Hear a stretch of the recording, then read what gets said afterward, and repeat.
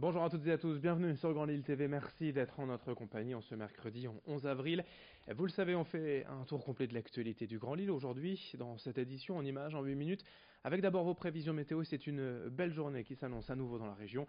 Du soleil, du ciel bleu pour tout le monde en ce mercredi, des températures absolument printanières, mis à part quelques passages nuageux sans conséquence, et surtout ce matin, un peu moins cet après-midi. La journée sera belle aujourd'hui dans la région, les températures très agréables, je vous le disais, avec 17 à 18 degrés de prévu cet après-midi à Lille et dans la région. Les prévisions complètes après ce journal. À la une de l'actualité, d'abord les tensions autour de l'université face au projet de loi ORE, orientation et réussite des étudiants. Depuis plusieurs jours, les rassemblements s'enchaînent, notamment devant la faculté de droit de Lille 2 à Moulins. Hier midi, plusieurs centaines d'étudiants ont manifesté sur le parvis de la fac, rejoints par des enseignants et maîtres de conférences de l'université. Tous dénoncent cette loi et ce dispositif Parcoursup, mais aussi la présence des forces de l'ordre à l'entrée du campus. Ils veulent avant tout pouvoir discuter avec les responsables de l'université et le gouvernement, surtout pour faire retirer cette loi. Étudiants et professeurs se disent prêts désormais à boycotter les examens des prochaines semaines.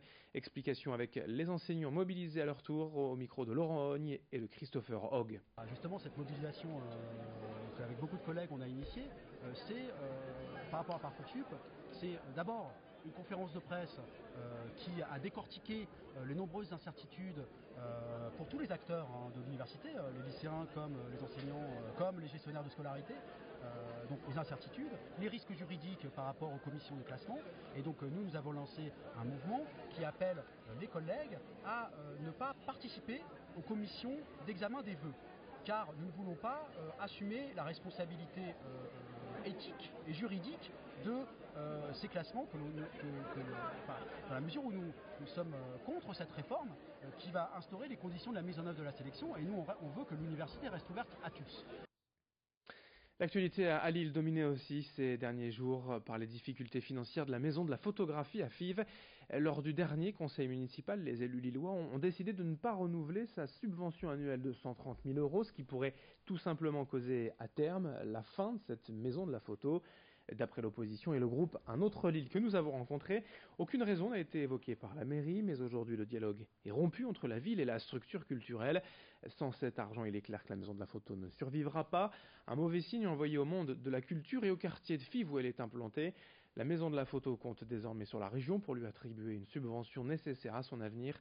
Explication avec François Quinger, conseiller municipal d'opposition à Un autre Lille, au micro de Céline Huret. La grande question aujourd'hui, c'est au niveau de la région, et c'est vraiment un accord qui doit se faire entre Xavier Bertrand et Martine Aubry, puisque l'un considère que son soutien est conditionné au soutien de l'autre. Donc c'est un échange bilatéral entre les deux, et je suis persuadé qu'une réponse positive sera apportée du côté de Xavier Bertrand et de la région. Sans faire d'ingérence, il a envoyé des signes forts à la culture avec une augmentation du budget de 18% pour l'année en cours, et il a surtout un grand projet d'institut de la photographie sur notre métropole, et paraît-il à Lille, eh bien, pour que ça irrigue, ou que ça continue à irriguer le territoire de la photographie, enfin le sujet de la photographie, et notamment la maison de la photographie, ça nécessite de ne pas assécher le fonctionnement de la maison de la photographie.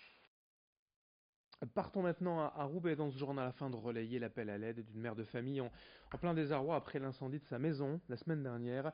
Le feu, vous allez le voir, a ravagé une chambre du premier étage et causé d'importants dégâts jusqu'au second, rendant le logement inhabitable. Lors des 3 premières nuits suite à l'incendie, Laura, son mari Jean-Paul et leurs 7 enfants ont pu être logés par le CCAS de Roubaix, mais depuis la famille est à la rue. Les petits âgés de 1 à 11 ans sont confiés chaque soir à des proches, mais les parents, eux, dorment dans leur voiture. Malgré plusieurs demandes restées vaines auprès de la mairie de Roubaix, la situation de la famille devient de plus en plus difficile chaque jour, et Idil Gunaï a rencontré cette mère de famille, on l'écoute.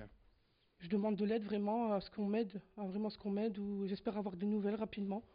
Retrouver un logement décent pour mes enfants et voilà quoi, repartir à zéro. C'est dur de repartir à zéro dans cette situation-là, mais on se dit qu'on a des enfants et puis c'est le principal quoi. J'ai ma fille la dernière, elle a 1 an et mon fils de 11 ans et puis c'est un peu dur, un peu compliqué. Ils sont un peu perturbés. Quand nous on va à l'hôtel, mon fils de 3 ans il me dit l'hôtel il va pas brûler. On voit qu'il est un peu perturbé. Donc une situation comme ça pour eux, je pense que déjà nous c'est dur, mais pour des enfants je pense que c'est encore plus.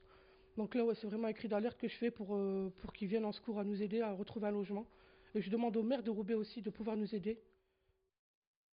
En bref, Alice Lélano à la police lance un appel à témoins suite à la disparition depuis plusieurs jours d'une adolescente de 15 ans.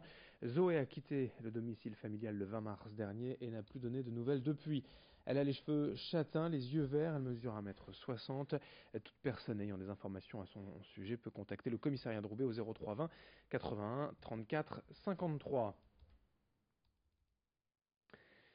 Dans cette édition, également comme chaque année à pareille époque, plusieurs classes sont menacées de fermeture à la rentrée prochaine dans plusieurs écoles de la région. À Ornain, entre Douai et Valenciennes, le directeur de l'école Sainte-Anne a décidé lui de prendre les devants. Pour éviter une éventuelle fermeture de classe, Antoine Bastin veut attirer de jeunes parents dans la commune. Pour cela, il organise des journées portes ouvertes et vante les mérites de sa pédagogie basée sur la proximité parents-enseignants. Pour maintenir ces 4 classes, le directeur vise une centaine d'élèves aujourd'hui. Il en compte 84 de la très petite section au CM2. La journée portes ouvertes aura lieu le samedi 2 juin. Idil Gunay a rencontré ce directeur d'école à Ornain. C'est la première année où on a 4 classes. C'est essentiel puisque là on travaille en double niveau. Si on passait à 3 classes, on aurait 3 niveaux. Donc triple niveau, au niveau des conditions d'enseignement, c'est compliqué. Là, en étant à double niveau, on peut vraiment faire du travail plus individualisé et avoir passé plus de temps avec chaque élève. Triple niveau, c'est par exemple là, on a un CM1, CM2. Si on passait en triple niveau, on aurait CE2, CM1, CM2. Donc, ce qui fait que l'enseignant peut passer moins de temps avec chaque élève. Donc là, double niveau, c'est vraiment, on peut travailler beaucoup plus de manière individualisée, de manière beaucoup plus dynamique. Pour finir ce journal, une info en emploi. Sachez que l'AFPI Lille, dans ses locaux de Marc-en-Barœul, rue des Châteaux, organise aujourd'hui un job dating pour l'alternance et l'apprentissage dans le secteur de l'industrie. Près de 130 postes à pourvoir. Aujourd'hui, c'est cet après-midi précisément de 14h à 17h dans les locaux de l'AFPI Lille à Marc-en-Barœul, rue des Châteaux. Fin de cette édition. Dans un instant à suivre vos prévisions météo. Merci de votre fidélité et très belle journée à toutes et à tous ensemble, bien évidemment, sur Grand Lille TV.